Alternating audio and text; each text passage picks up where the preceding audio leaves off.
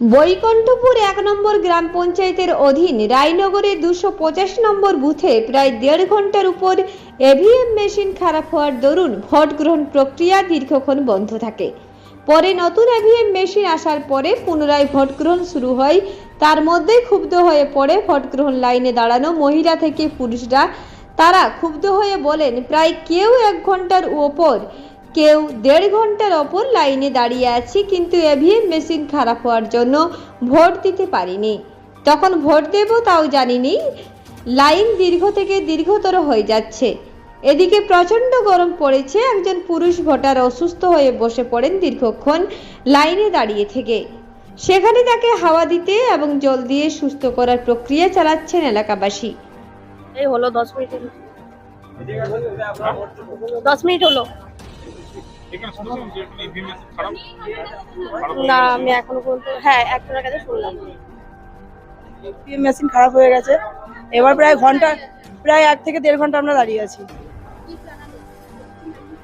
Machine তো এখনো তো বলছে 5 মিনিট সময় লাগবে, আর এর জন্য নির্বাচন কমিশনই দায়ী।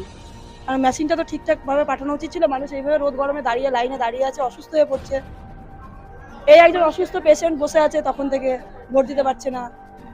আমার নাম পাপিয়া সাহা দেবনাথ। আধা ঘন্টার মতো।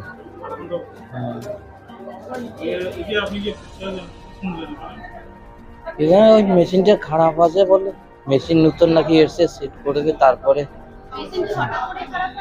হ্যাঁ হ্যাঁ হ্যাঁ হ্যাঁ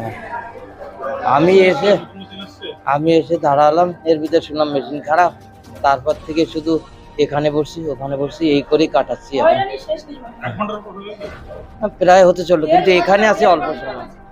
এখানে আধা ঘন্টাও হয়নি, মিনিট 15 হয়েছে। এখানে আদার্স মানুষ দাঁড়িয়ে রয়েছে। মানুষ দেখুন মমতা ব্যানার্জিকে ভালোবাসে, সেই হিসেবে মমতা ব্যানার্জিকে ভোট দেবে। যার জন্যই মানুষ দীর্ঘক্ষণ রোদ পুইয়ে দাঁড়িয়ে রয়েছে, যে মমতা ব্যানার্জি আমাদের জন্য এত কিছু করছে, তাকে তো আমাদের, তার জন্য আমি যদি একটু কষ্ট করি রোদে দাঁড়িয়ে থেকে, আমার মেশিনটা ভালো হয়ে গেলে তারপরেই আমি ভোট দেবো। যাক, মেশিনটা মোটামুটি আধা ঘন্টার ভিতরেই চলে এসেছে। 1.5 ঘন্টা না, আমরাও দাঁড়িয়ে রয়েছি, ঘন্টাখানিক দাঁড়িয়ে রয়েছে।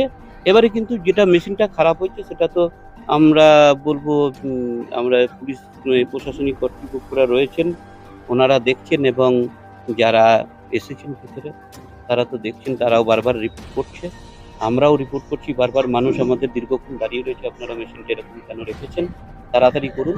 ওনারা যথারীতি তাড়াতাড়ি করছে, তাও প্রায় 1 ঘন্টা হয়ে গেছে। পূর্ব বর্ধমান থেকে দেবাশিস ঘোষের রিপোর্ট, রূপসী বাংলা মিডিয়া।